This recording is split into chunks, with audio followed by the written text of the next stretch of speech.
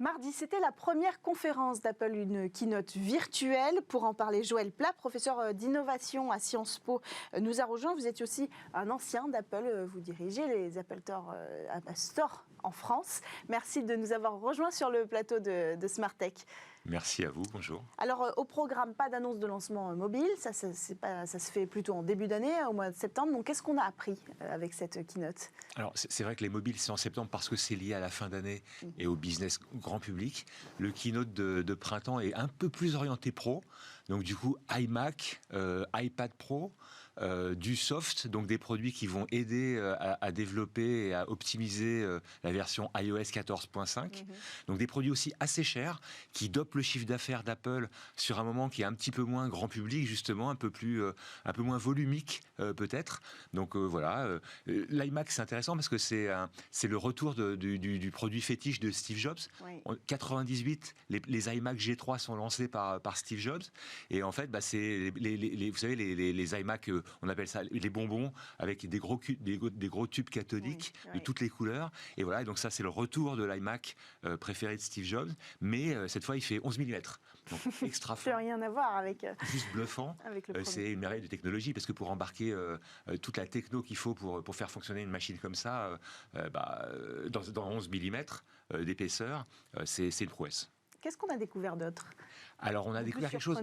Alors, pour le coup, on a découvert quelque chose d'intéressant qui, lui, est grand public, qui peut sembler inutile, mais qui est aussi assez technologique. C'est AirTag.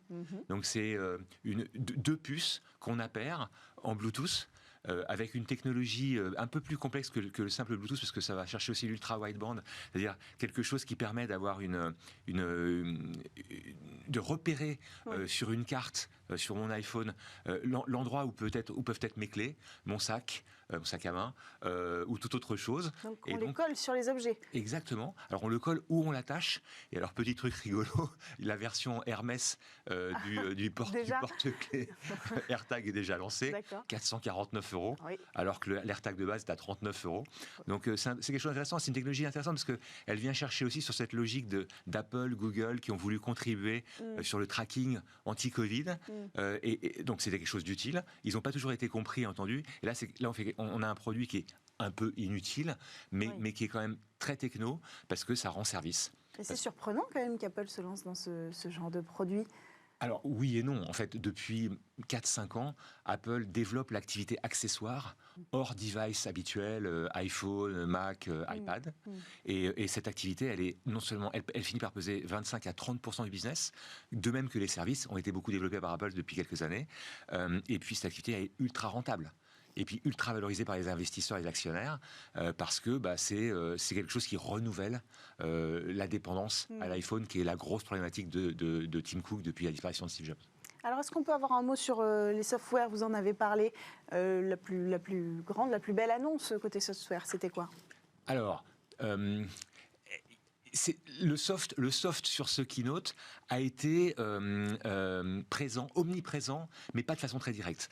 En fait, pourquoi ? Parce qu'en fait, le sujet du soft, ça va être la WWDC, qui aura lieu le 6 juin. La Worldwide Developer qui réunit conférence. Tous les développeurs du monde, etc. C'est le business model, le cœur du business model d'Apple, parce que c'est l'appairage entre le hard et le soft dans un univers ultra rentable, parce que toutes ces apps développées sont le cœur de la fusée du réacteur pour Apple. Donc iOS 14.5, la dernière version, en train d'être en release, libéré, si j'ose dire, arrive. Et donc, dans ce keynote, on en a parlé à travers l'Apple TV 4K, on en a parlé à travers l'iPad Pro, parce qu'en fait, l'iPad Pro va être compatible en 5G, donc là, il y a de gros enjeux de soft. On en a parlé à travers les puces qui sont comprises et incluses dans tous les produits dont on a parlé. On a parlé de ce tracker avec les AirTags, qui repose sur le soft, sur une interface logicielle qui permet de savoir partout dans le monde où est le produit que j'ai pu égarer, que j'ai pu perdre, grâce au réseau du petit milliard d'iPhone vendus et qui servent de relais. On en a parlé via Apple Podcast. Oui. Apple Podcast Plus. C'est notre sujet suivant. Voilà, qui est un sujet soft. Donc c'était une belle mise en bouche pour les WWDC. Et c'est rassurant rassurant pour les développeurs, c'est rassurant pour les professionnels. Il y a un sujet sur lequel on l'a aussi abordé très indirectement, c'est la carte de paiement. Donc quelque part, on est à la jonction avec Apple entre le hard et le soft, entre les produits et les services, et c'est vraiment la beauté de l'écosystème d'Apple. On a aussi un peu parlé, Tim Cook en a beaucoup parlé sur les enjeux de la vie privée, le respect de la vie privée, keynote après keynote, c'est un sujet sur lequel Apple revient. Pourquoi ? Parce que c'est un sujet qui la distingue, qui la différencie des autres GAFA, et en particulier de Facebook. Et comme il y a un gros débat aujourd'hui aux États-Unis sur le respect de la vie privée, sur l'antitrust, et un affrontement aussi entre Apple et ses partenaires, les applications. On peut avoir en tête le sujet Spotify, le sujet Epic Games, où Apple est un petit peu chatouillé par ses partenaires. Donc c'est un sujet important. On a évoqué l'Apple Podcast. Qu'est-ce qu'on a découvert avec cette keynote ? Alors, ce qui est intéressant dans Apple Podcast, pour revenir justement au débat houleux entre Spotify et Apple, en fait, Spotify ne veut pas payer, et plein d'autres d'ailleurs développeurs, plein d'autres partenaires ou concurrents potentiels d'Apple, ne veut pas payer la redevance des 30% la première année, 15% l'année suivante. Apple, c'est d'ailleurs amusant, parce qu'Apple, dans ses communiqués de presse, ne parle pas de 30 et 15, mais parle de 70 et 85% des revenus qui sont reversés, élément de langage, toujours très intéressant pour constater ça, qui sont reversés aux développeurs. Et en fait, ce qu'on a appris ces derniers temps, c'est qu'Apple rémunère 1 cent de la musique jouée, tandis que Spotify rémunère de l'ordre de 0,03 cents. Donc ça, c'est déjà un point assez intéressant. Ce qu'on a appris donc dans Apple Podcast, c'est que finalement, paradoxalement, Apple reprend le modèle de Spotify, qui est un modèle de gratuité du podcast avec de la pub, ou un modèle freemium sans pub. Et c'est exactement le modèle qu'Apple propose. Apple va plus loin, puisqu'en fait, pour 5 € dans les pays anglo-saxons dans un premier temps, ce qui est la cible d'Apple finalement sur les nouveaux produits, sur typiquement Apple Card, la carte de crédit, Apple Fitness, on a démarré dans les pays anglo-saxons, donc de la même façon pour podcast. Eh bien, Apple autorise un accès illimité au podcast pour de l'ordre de 5 $ ou 4,99 €. Voilà, donc c'est la proposition de valeur. Un truc intéressant quand même à noter, c'est qu'Apple souvent se développe grâce à ses rachats, grâce à sa croissance externe. Et en fait, Apple a racheté une start-up qui s'appelle, je crois, Scoot FM, de mémoire, en octobre ou en septembre, et qui lui a permis donc de lancer ce produit, comme elle l'avait fait quand Apple a racheté Beat et Beat Music, pour renouveler et relancer Apple Radio. Qu'est-ce que ce Launchpad, il raconte de la santé d'Apple globalement ? C'est une question intéressante. En fait, ce keynote, il intervient quasiment 2 mois après l'annonce des résultats du premier trimestre d'Apple, donc du trimestre échu à fin décembre, et 10 jours avant les prochains résultats, donc les résultats du deuxième trimestre, qui arrive le 28 avril. Et entre les deux, on a eu l'Assemblée générale des actionnaires. Alors, ce keynote raconte, je pense, le fait qu'Apple a besoin de garder un lien avec son écosystème, sa population, sa communauté. L'année dernière, on a eu 5 keynotes digitaux. Là, c'est le premier keynote digital de l'année, et il y en aura sans doute d'autres. Ça raconte aussi le fait que l'entreprise continue à vouloir développer des produits et des expériences exceptionnelles.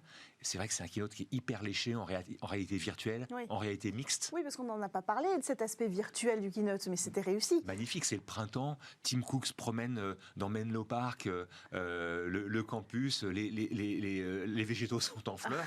C'est juste exceptionnel. Donc Apple n'a pas parlé dans ce keynote de réalité virtuelle ou de réalité mixte, plus exactement dans le vocabulaire d'Apple, mais c'est sans doute the next big thing des prochains mois. Et puis, la santé d'Apple, elle est exceptionnelle, parce qu'en fait, tous les produits qui ont été lancés pendant ce keynote ont connu des croissances à deux digits depuis 1 an, ce qui n'était pas arrivé depuis très longtemps sur le Mac et sur l'iPad.